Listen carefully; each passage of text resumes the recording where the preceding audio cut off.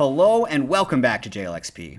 The night that G2 absolutely demolished top esports at MSI to move on to the next round.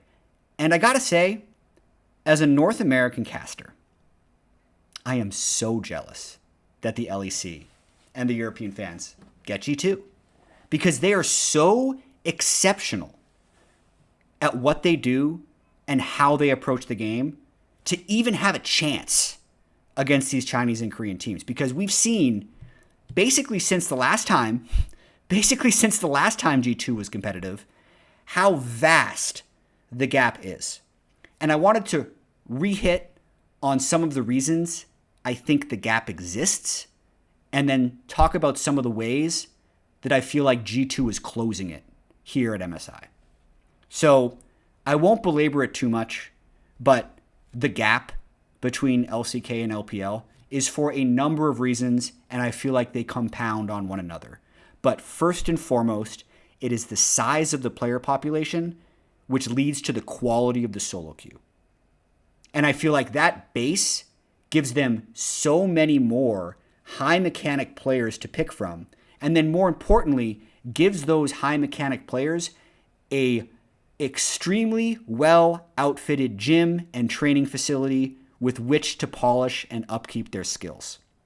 This was the best analogy I could think of this, and I think it partially explains, and this is going to sound a little doomer at first, but then hopefully get a little hopeful as we move forward if you're looking at it from a North American perspective. But if we look at the number of good Korean players, former world champion Korean players, that come to North America and then have their skill sets slowly diminish, I feel like it's akin to like a world-class powerlifter who's been training in the best possible gym, going to your Planet Fitness or more likely your hotel gym. When they first get into that gym, they're going to be able to max out every single machine. They're going to look like freaking gods in there. But you leave them in that hotel for 3 years, their muscles are going to freaking shrink, man. There's no way they're going to be able to keep them as strong as they were when they're in their Korean solo queue environment. So there are ways kind of around this where players need to be completely celebrated, like Core JJ or Impact, because they've been able to maximize their ability to train in the inferior environment. But that is the thing that I think is fundamentally below all of this. And just like a couple numbers to kind of back this up a little bit, like Korean solo queue, you can go to this website called gametricks.com. It shows you PC Bong, like game played percentages. League of Legends is at 39.6% of all gameplay in PC Bongs. And it's been number one for over 300 weeks.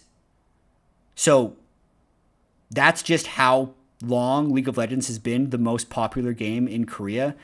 And you just talk to any Western pro who goes over to Korean solo queue and it's like crack, because they get to play like 3 or 4 games against better opponents every single hour. Then they come back to their own home environment and they get a 30-minute queue time in a lower quality game. So it's just that baseline should actually be enough to maybe have NA or EU never have a chance against LCK or LPL. That means they have to so greatly overperform in other metrics in order to even have a freaking chance, which is why this particular G2 team is so impressive. And I wanted to talk about some of the things I feel like they do and how they pull it off.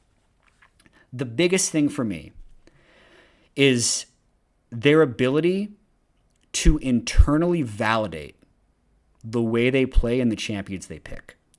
And this could possibly be something that if G2 ends up going further in this tournament, the Chinese or Korean teams may have to adapt to, or maybe they're just going to try get earlier scrims against G2 and figure out what they're doing. Because I feel like for the most part, and this is true of even the best teams, like to decide whether or not a champion pick is good or like whether or not you should lane swap isn't like some amazing theoretical understanding of the math of the kit or like amazing, AI deciding what the most efficient way to get experience is. It's like Ruler picks this pick, good pick. I pick this pick. And then like you try the pick and it feels strong, and that's kind of the way you validate. So it's somewhat internal, but it's mostly external validation. Because if you're using a pick even if you're winning with it and you're the only team in the world using that pick, it's kind of like that. Am I wrong? Or is everybody else in the world wrong? And like usually it's you. So it's very hard to have that internal confidence that no, actually, I think Kog'Maw is good here. No, I think we should play Ivern.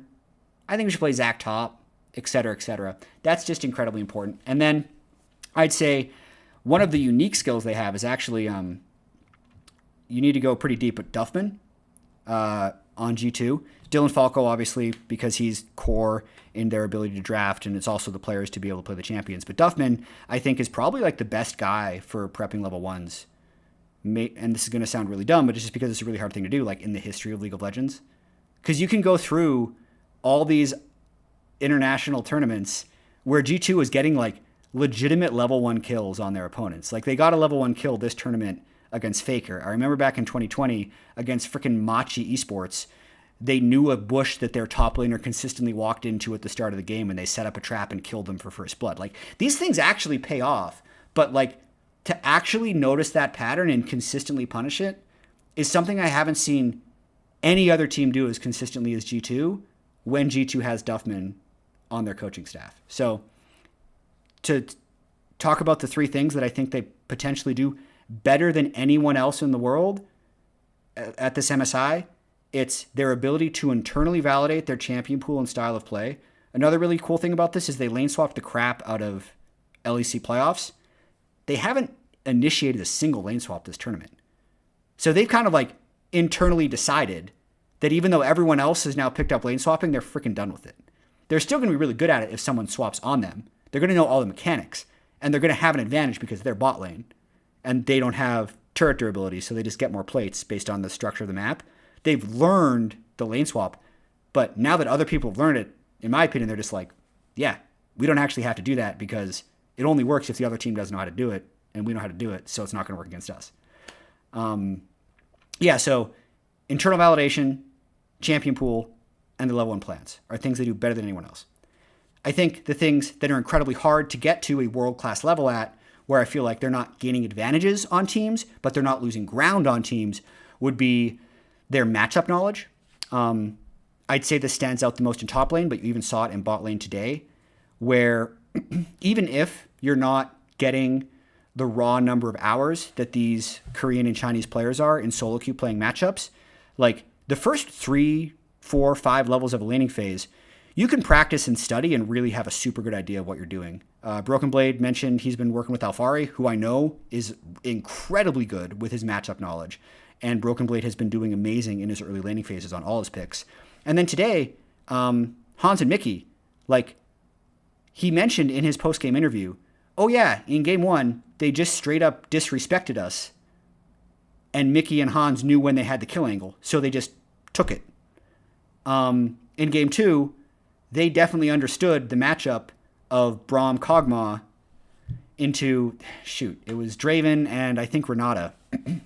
And they knew the windows with which they could punish that matchup and when they had to sit back. And then a third thing would be their just fundamental playing for tempo and just understanding moving around the map. I don't think they're like perfect at this by any means. But when I watch their games and I watch the games of, Gen.G, TS, T1, I don't feel like they're losing out on the map when you're, no kills are happening for 6 minutes. Like, is their gold slowly going down like it has for almost every other Western team in the history of international gameplay? No, it's not, because they're able to keep up in that stage of the game. And to be a complete realist, there is an area where they are below the top of the world. And that's not meant to be a criticism, because T1 is a world champion because their team fighting, to me, is the best. And Gen.G's team fighting is the best. And BOG's team fighting is the best. You get where I'm going. They even mentioned in their interview against T1 when they lost, like, yeah, I was really happy with our ability to play the map and get some small advantages, but our team fighting just wasn't good enough. And that makes perfect freaking sense. I don't think it should be good enough because their training environment is just never going to be as good as that of the LCK and the LPL. So all those other things I talked about need to be able to overcome that disadvantage.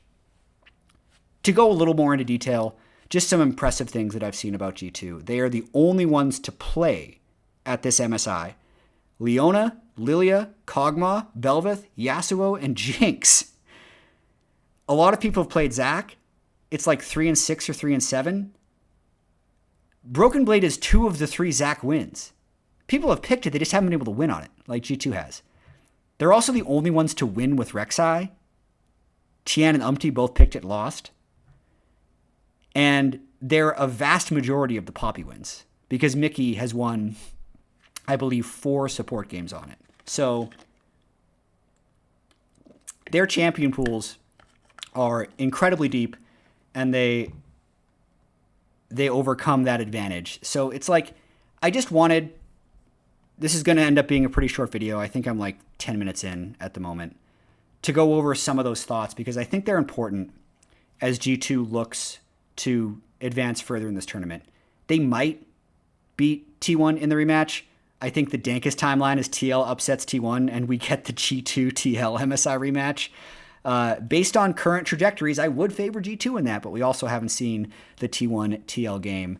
But I also want to take one final moment to try and compare this G2 team to the 2019 MSI champion and world finalist G2 team, because I actually do think there are some similarities.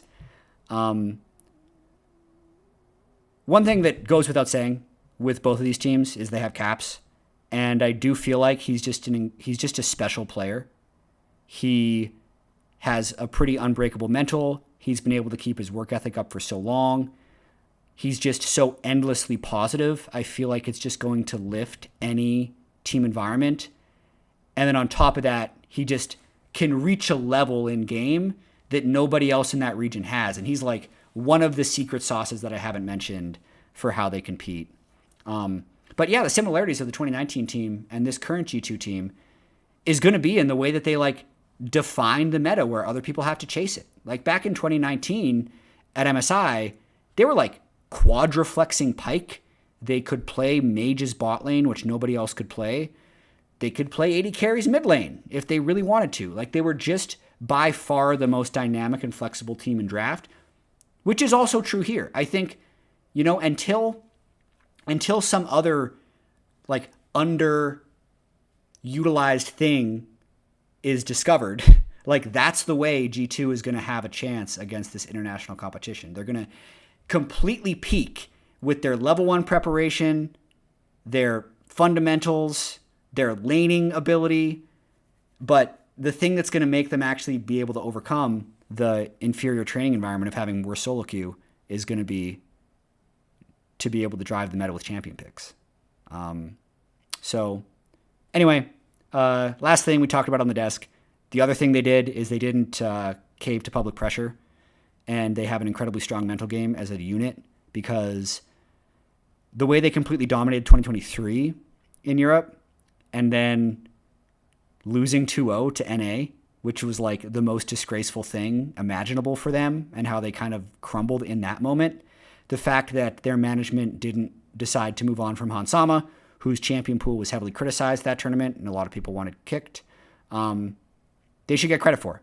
They should absolutely get credit for keeping the continuity together, for running it back, and finding this level of success. And I think this level of success, even if it doesn't go further, should still be incredibly celebrated, because I don't think these moments come around that often. The unique thing about this G2 team and the compressed nature of this MSI tournament is their next match is in 3 days. And this edge they have in draft, other teams don't have enough time to adjust. So they actually have a chance, which is scary to say as a North American fan, but I think it's true. Going to be interesting to see the rest of MSI. All right, thanks for watching. See you next time.